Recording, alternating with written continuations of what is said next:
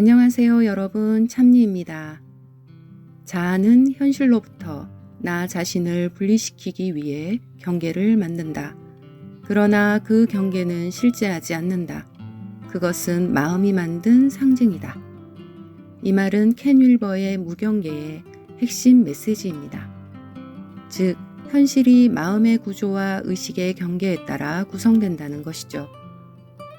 켄 윌버는 서양의 심리학과 동양의 명상과 영성을 지적이고 체계적으로 통합한 인물입니다. 마음의 경계를 관찰하고 그 경계를 넘어서 통합을 말했던 사상가죠. 그는 인간의 고통이 어디에서 비롯되는지를 의식의 구조 안에서 풀어보려고 했고, 치유는 단순한 위로가 아니라 내 안에 분리된 나를 다시 하나로 잇는 여정이라고 말했어요. 인간의 마음에 대한 고통과 그리고 실존에 대한 의문을 품고 오랫동안 고민해 온 저는 그의 철학적 사유에 깊이 매료되었습니다. 그래서 오늘 저는 마음이 만든 세계가 우리가 사는 현실이 된다라는 주제로 이야기를 나누려 합니다.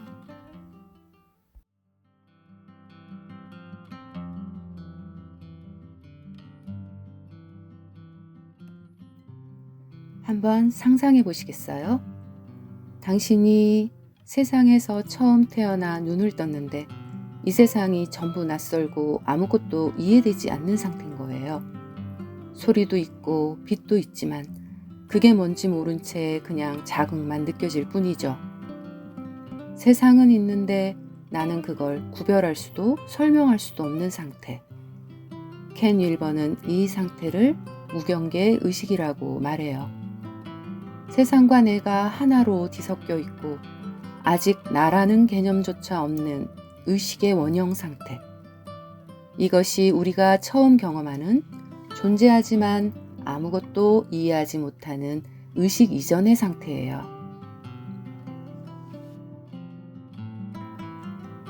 이 상태는 태아가 자궁 안에 있을 때나 막 세상에 태어난 아이의 눈에 비치는 그 무한하고 정형화되지 않은 현실과 비슷해요. 고통과 안락, 빛과 소리, 좋고 나쁘고 남과 나, 안과 밖이 아직 구분되지 않은 무경계 의식. 모든 감각이 한 덩어리처럼 존재하는 완전한 융합의 상태. 켄 윌버는 말합니다. 우리는 원래 경계 없는 존재였다. 그러나 자아는 스스로를 보호하기 위해 경계를 만들기 시작한다고. 이제 마음은 세상을 구분하기 시작해요. 예를 들어 아기가 처음 세상을 보게 되면 엄마의 얼굴, 방 안의 벽, 손에 쥔 장난감이 그냥 한 덩어리처럼 보일 수도 있어요. 근데 마음은 이건 물건이구나, 저건 공간이구나 하고 서로를 나누기 시작하죠. 그래서 고체와 공간이 구분되면 고체가 움직인다는 것도 알게 돼요. 장난감이 이쪽에서 저쪽으로 가네? 그러면 시작과 끝이 생기고 그 사이엔 시간이라는 개념이 자연스럽게 따라오게 돼요. 아, 이건 처음이고 이건 지금이고 저건 나중이구나. 이건 마치 마음이 처음으로 세상에 이름을 붙이고 구조를 짜기 시작한 순간이에요.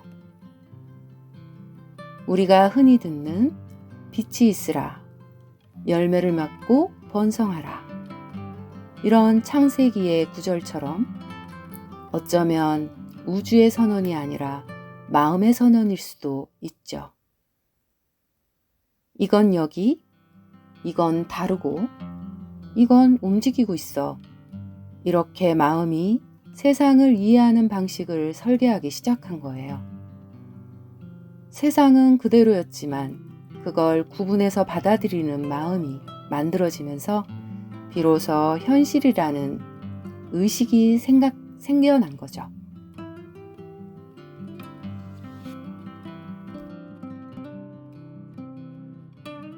이제 아기의 마음으로 돌아가 볼까요? 엄마의 품, 젖냄새, 따뜻함, 이 반복되는 감각은 마음 안에서 기억이라는 구조를 만듭니다. 이건 좋았어. 이건 따뜻했어. 이 단순한 기억들이 모여 의미의 원형이 되고 세상은 점점 감정으로 해석된 풍경이 돼요. 켄 윌버는 이 단계를 감각 자아의 형성이라 부르며 몸과 감정이 나라고 여겨지는 의식의 경계가 생겼다고 봅니다. 마음은 이제 사물을 나누고 연결하고 분류합니다. 이건 위험한가? 저건 안전할까? 비슷한 것과 다른 것을 구별하고 기억을 바탕으로 예측과 상상이 가능해져요. 바로 이 순간 우리는 의식을 가진 자아로서 현실을 객관적인 세계로 보기 시작하죠. 하지만 정말 그럴까요? 우리가 보는 세상은 정말 있는 그대로일까요? 사실은 그렇지 않아요. 우리의 뇌는 감각기관을 통해 들어온 정보를 있는 그대로 받아들이지 않아요. 우리는 매 순간 필터링된 정보만 받아들이고 그걸 현실이라고 믿어요. 뇌과학적으로 이 현상을 말하면 우리의 눈은 세상을 100% 보지 못해요. 오히려 시각 정보 중 90% 이상은 뇌가 추측해서 채워 넣는다는 걸 아세요? 뇌는 이미 알고 있는 것에 기반해서 지금 보고 있는 걸 예측하고 그 예측에 맞춰서 이미지를 완성해요. 즉, 우리는 보는 게 아니라 해석된 걸로 보고 있는 거죠.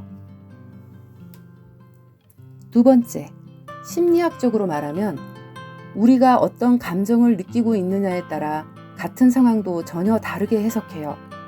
예를 들어 마음이 불안할 땐 사람들의 표정조차 나를 무시하는 듯 느껴지고 마음이 평온할 땐 같은 얼굴인데 관심을 주는 것처럼 보이죠. 심리학자 엘버트 앨리스는 말했어요. 우리는 사건 때문에 고통받는 게 아니라 그 사건에 대해 우리가 가진 생각 때문에 고통받는다고. 즉, 현실은 사건이 아니라 해석의 결과예요. 세 번째, 물리학적으로 말하면 현대 양자역학은 더 극적이에요. 관찰자가 보는 방식에 따라 입자의 상태가 바뀐다는 실험 결과 들어보셨죠? 이는 관찰이 현실을 구성한다는 말과 다름없어요.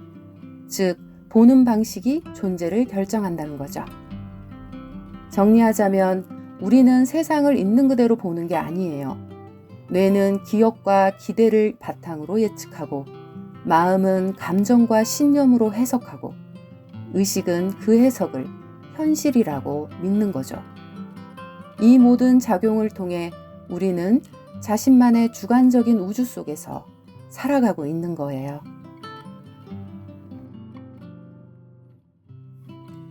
현실은 늘 바깥에 있는 것처럼 보이지만 실은 내 마음이 읽고 해석한 방식대로 형성된 내면의 세계일 수 있어요. 켄 윌버는 이렇게 말해요. 현실은 경계를 만든 자아가 해석한 투사일 수 있다. 슬픔도 기쁨도 기대도 외부에서 오는 게 아니라 내 마음이 만든 의미에서 비롯되는 것. 세상이 문제가 아니라 문제를 보는 마음의 방식이 바뀌어야 하는 이유가 여기 있는 거죠. 그래서 우리는 말할 수 있어요. 우리의 마음이 만든 세계가 우리가 사는 현실이 된다. 현실은 주어지는 게 아니에요. 내가 느끼고 기억하고 해석하면서 스스로 만든 이야기예요. 그 이야기를 바꾸려면 현실을 바꾸는 게 아니라 마음의 경계부터 다시 바라봐야 해요. 이제 조용히 묻고 싶어요. 지금 당신은 어떤 마음으로 세상을 바라보고 있나요? 당신의 마음이 곧 당신이 사는 세계입니다.